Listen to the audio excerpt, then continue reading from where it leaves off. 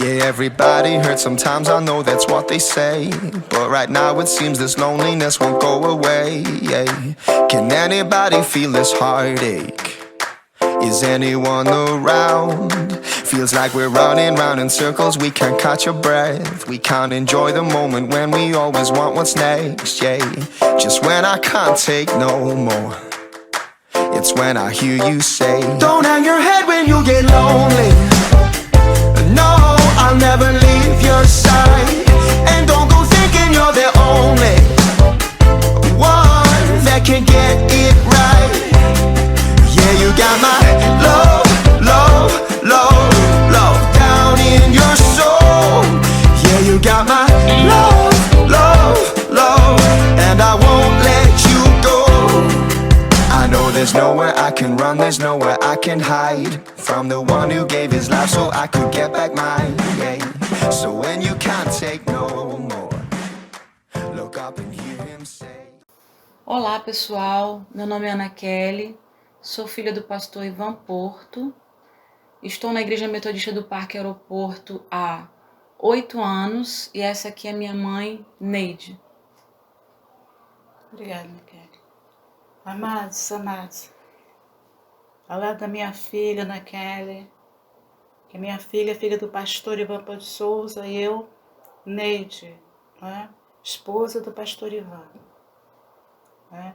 Aqui com vocês, compartilhando, né, o pastorado do pastor Ivan, no ano que ele foi nomeado no concílio de 1987, sendo nomeado o primeiro pastor da Igreja Metodista aqui no Parque Aeroporto, né, porque a Igreja Parque Aeroporto tinha sido levada à categoria de igreja, e o primeiro pastor que a Igreja do Parque Aeroporto, primeiro pastor, né? O pioneiro de... Foi 98 no e 98 e 99. 99. Isso. Então, quando chegamos, uma das primeiras providências, que eu chamaria isso de providências, né? De providência. Ao chegar aqui, primeira coisa, reunido com toda a igreja, depois, né, de ter sido apresentado, né, num domingo, né, não sei se foi o primeiro ou segundo domingo de fevereiro de 98. Então, com toda a igreja num domingo, num culto especial, ele foi recebido, né, pela igreja ali, que na época estava com 60 membros. Então ali o pastor Ivan assumiu a liderança de pastoreio, de cuidar, de apacentar, de visitar, de assistir e reconciliar as pessoas que estavam afastadas, que aos poucos foram voltando. Então, estou falando do aspecto assim, do trabalho pastoral do pastor Ivan. Então, o pastor Ivan, a primeira providência dele foi organizar a igreja. Não é? Organizar, não é? Cada um dando as suas funções, ministérios e sociedades funcionando, como igreja organizada, porque a igreja ela não estava organizada. A segunda providência do trabalho pastoral do pastor Ivan aqui, segunda providência, né, foi assistir todas as pessoas que estavam, não sei, né, afastadas, estavam assim, problemáticas, enfim, pessoas que estavam doentes, pessoas que precisavam ser restauradas, que precisavam de apoio, de visitação, de conforto, sabe? Então o pastor Banco, naquela forma, que ele sempre tem uma forma muito diferente, de comunicar o evangelho de uma forma afetiva, acolhendo como assistindo, visitando, amparando, né? Como diz na palavra de Deus, aos necessitados. Então, essa foi a assistência de trabalho pastoral, de visitação, de reconciliando os membros que estavam afastados. Então, ele conhecia o lado humano, o lado emocional, sabe? Nós tínhamos cultos de semana, culto de libertação, culto de estudo bíblico, e tínhamos escola dominical, o culto de domingo. Então, nesses cultos, o pastor Ivan estabeleceu fez com que toda a igreja se engajasse dentro de um discipulado, de comunicação, ações de oração. E esse tipo de oração nós fazemos sempre dando assistência às pessoas que ainda estavam afastadas da igreja. De 7 às 9, olha, dentro desse horário estabelecido, tinha oração, tinha testemunho de pessoas voltando, testemunho de curas, testemunho de milagres. Mas é verdade mesmo. Então, tinha o horário dos testemunhos, tinha o horário também dos anúncios, dos cultos semanais, e do Ministério da Música, o Ministério, enfim, todo o funcionamento da igreja tinha aquele horário já, tudo já estabelecido. Porque não tinha essa facilidade que hoje nós temos, né? Então era mais falar. Gente, outra coisa que foi estabelecido também, pastor Ivan, aqui, é que nós temos turnos de oração. Todos os cultos e todas as sociedades, toda sociedade de homens, sociedade de mulheres, sociedade de jovens, juvenis, ministério de oração, o ministério de música da igreja, que incluía músicos, tecladistas, tudo, todos tinham também função de orar e jejuar. No primeiro ano que chegamos aqui, em 1998 também, as pessoas que moravam distantes, lá ao mar, em Jardim Carioca, era muito distante e não tinha ônibus. Não havia ônibus. Então eles tinham que vir a pé. Era muito difícil vir de Lago ao Mar, aqui, o Parque Aeroporto a pé, vir do Jardim Carioca, que não tinha ônibus. Esses ônibus, tem pouco tempo, o funcionamento dos ônibus é porque não tinham. Então eles vinham a pé, pessoas de idade. Esse é o trabalho de assistência também, um trabalho de assistência. Então o pastor Ivan foi o pioneiro do campo missionário de Lago Mar e o campo missionário de Jardim Carioca. E hoje são duas igrejas. Finalizando essa entrevista, passando para minha filha, finalizando não, sobre o que eu tinha que falar sobre o pastor Ivan. E eu quero dizer que nesse trabalho, quem ajudou muito foi a minha filha, o Ministério da Música. Quem ajudou muito, mas muito mesmo, foi a minha filha.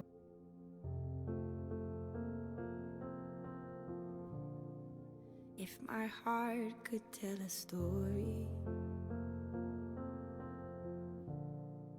if my life would sing a song. Papai faleceu no ano passado, em novembro, então tá bem recente ainda. Como minha mãe bem falou, um homem de Deus, em que adorava me ver louvar, era tão bom. Era tão bom. Para ele, eu era a voz mais bonita do mundo. Era, não é? Era, não é? Então era um cara que me incentivava muito, um cara que me colocava para cima. Um homem de Deus, meu pai. Então falar do meu pai é falar de um cara que levantava pela madrugada para socorrer quem fosse membro da igreja ou não, que tirava do próprio corpo a roupa para ajudar se preciso fosse, abria mão do salário dele em prol da igreja. Papai dava os ternos dele mais bonito para os irmãos que não tinham, às vezes que iam pregar, e papai via que não tinha. Eu via meu pai lá no armário, pegava o terno dele mais bonito que tinha e dava. Um cara muito humano. Um ser humano, assim, excepcional. Um ser humano, assim, fora de série. Um homem de Deus mesmo. Que me fez a pessoa que eu sou hoje. Com princípios muito bem estruturados, muito firmes. Por conta do exemplo de vida dele. E o exemplo, ele fala muito mais alto do que palavras. A bem verdade é essa. E a minha mãe... Tenho que falar da minha mãe também, que era o braço direito do meu pai no ministério dele. Tem que falar. Dê honra a quem tem honra. Ela não vai falar dela, mas eu vou falar. Eu vou falar. Mamãe ajudou muito na palavra, com o dom da palavra. Mamãe, mulher de Deus, de oração. Mamãe dentro de casa, eu adolescente, criança, sempre via a mamãe de joelho ali orando, pedindo ao Senhor pelas igrejas, pedindo ao Senhor pela vida do meu pai, pedindo ao Senhor pela minha vida, pela vida dos ministérios, da liderança. Uma pessoa aguerrida, à frente, ali sempre à frente, ajudando na palavra. Até porque, na época, hoje na Metodista nós temos muitas igrejas, né? Graças a Deus nós temos muitos pastores também. Então na época de papai, haviam mais igrejas do que pastores. Então era um pastor, como aconteceu várias vezes, eu pequenininha, papai foi pastor de 2 igrejas e 3 congregações, 4 pontos missionários. E tinha que dar conta disso. E dava conta. Como, não sei. Mas dava conta. E eu pequenininha sempre vendo isso aqui. Então quando a gente veio pra cá, pro aeroporto, né, eu me lembro que ali o esgoto não era tapado, né, era aberto. A igreja era feia, não tinha portão, não tinha janela, era chão grosso, No era cimento. chão grosso no cimento. A igreja era Quando feia. chovia, Chovia dentro. tinha que desencostar os bancos, você não O sabe se altar era de madeira, não era madeira bonita não, madeira de obra, que o pessoal colocou, madeira de obra, era assim. Foi o cenário que a gente chegou, era esse daí. E eu me lembro que conforme o tempo foi passando, papai foi conseguindo fazer um bom trabalho da gente conseguir ver as coisas fluindo na questão da obra. Então colocou o portão, que não tinha um portão decente, né? A janela, as portas, né? O piso na época, as cadeiras eram aquelas cadeiras brancas de plástico. Aí o altar eles colocaram um carpete lá para poder parar do povo cair quando tava andando para lá e para cá pregando, entendeu? Então era mais ou menos assim. Nós tínhamos um louvor muito, muito abençoado. Quando eu cheguei, eu não via muita dificuldade na questão do louvor. A questão é que nós tínhamos poucos músicos. Era um músico só para todos os cultos. E como na época eu comecei a tocar violão, eu tocava violão, então eu comecei a ajudar bastante. Então eu era aquela rato de igreja, adolescente, não trabalhava, tá entendendo? Não tinha filhos, não era casada. Hoje eu sou casada, aleluia, glória a Deus. Tenho 2 filhos maravilhosos, papai do céu me deu. Inclusive o meu marido veio daqui, da Igreja Metodista do Parque Aeroporto, entendeu? Então é uma igreja que só traz coisa boa pra gente. Então assim, A melhor igreja. a melhor igreja.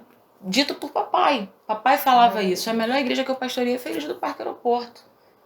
E eu acredito, posso ser que esteja errado, que pode ser unanimidade em todos os pastores que passaram por aqui falar isso, que é a melhor igreja. É uma igreja que tem um amor muito grande pelos pastores, pela família, pelas pessoas que chegam. Então quem chega, fica. Por quê? Porque é tão bem tratado, é tão bem recebido. E isso cativa, isso. E papai, ele tinha essa característica. Papai era repórter de profissão. Antes de ser pastor, papai trabalhava na Rádio Globo. Então papai tinha uma voz muito bonita falando. Papai era muito eloquente, né? Papai tinha uma facilidade muito grande com as palavras. Era um cara que se expressava de uma maneira muito fácil. E ele falava de um jeito muito simples, que pegava todo mundo, pegava todas as classes, pegava a classe mais simples, da média, até as classes mais... Então era um cara que ele conseguia nivelar na pregação dele e acessar todas as classes. Então era um cara muito popular também. Papai era aquele cara, como a mamãe falou, que ele falava com todo mundo. Eu saía na rua com o papai, todo mundo conhecia papai. Fala aí, varão. Fala aí, varão. Eu falei, pai, quem é, pai? Ah, não sei, mas falou comigo, eu tô falando. E olha só, olha, andando de bicicleta, de visitando, é isso aí. Papai, como é que papai fazia? Não tinha esse negócio de dia de descanso do pastor, não, né? Não tinha. Porque era a igreja daqui do Parque Aeroporto, era a congregação lá na tratamento de esgoto, era o ponto missionário de Lagomar e era o ponto missionário de Jardim Carioca. Então, papai ralava muito. E tinha uma equipe muito boa também que ajudava, que começou a crescer, começou a levantar a liderança que ajudava. E outra coisa que eu tinha esquecido, as laterais, a igreja ficava, não comportava muitas pessoas. As No início era muito ruim, mas depois começou a encher muito. E uma coisa muito bacana que acontecia nos cultos era que quando tinha apelo, e na maioria dos cultos tinha apelo, era mais de uma pessoa aceitando Jesus, era um negócio muito lindo. O movimento era muito Deus. Fazia esse apelo e muitas pessoas iam para frente. Era coisa linda demais. Era muita gente aceitando Jesus. Então o crescimento foi um crescimento, assim, posso dizer, estrondoso, um crescimento muito bacana nesse pouco tempo que o papai ficou aqui. E eu me lembro que teve um culto, alguns cultos, às vezes, né, que o papai esquecia de fazer apelo, teve um específico que ele não fez, e veio uma pessoa depois do culto e falou assim, pastor, o senhor esqueceu de fazer o apelo hoje, tem uma pessoa querendo aceitar Jesus. Aí depois do culto, e quem foi essa pessoa? Meu marido. Aceitou Jesus com o papai, depois do culto. É isso aí. É desse jeito. Então, assim, como Deus ele é maravilhoso. E eu não ia imaginar que essa pessoa ia ser meu marido depois, gente. Virou meu marido, aleluia. Então, uma igreja abençoadíssima. É uma igreja abençoadíssima. Então, assim, na parte do louvor, eu, como eu havia falado, eu era rato de igreja. Porque eu não trabalhava, adolescência, sabe como é que é, né, gente? A gente tem tempo pra isso, né? Então, era domingo de manhã, era domingo de noite, era culto de terça, era estudo bíblico, era culto de jovens, era luau, e as igrejas que chamavam a gente para outras igrejas para louvar, a gente ia. Então, assim, foi um tempo muito bonito, um tempo muito de muito crescimento, de muito Deus, de muito suor, de muita relação. Papai visitava as pessoas de bicicleta, né, mãe? Era de bicicletinha que ele visitava o pessoal. Me lembro que papai, quando via, cadê papai? Papai indo de bicicleta visitar o povo. E a nossa casa pastoral não tinha hora. Toda hora chegava gente precisando de ajuda. Seja fosse espiritual, fosse material, fosse física. Outra Papai coisa ajudava. também, restaurante comunitário. E isso, na época de papai também, que ajudava também na parte de construção e também social, era nos restaurantes que começamos a R$1 em Macaé. Acho que foi o primeiro restaurante a R$1, foi da nossa igreja. Depois, né, a prefeitura continuou, né, depois de um bom tempo. Mas a R$1, a comida era de domingo a domingo, tá?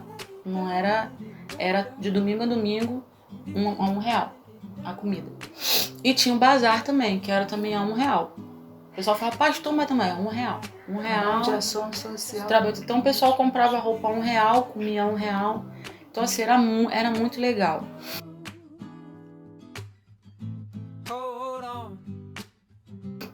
Eu me lembro de um culto que foi aniversário da igreja, que foi na praça.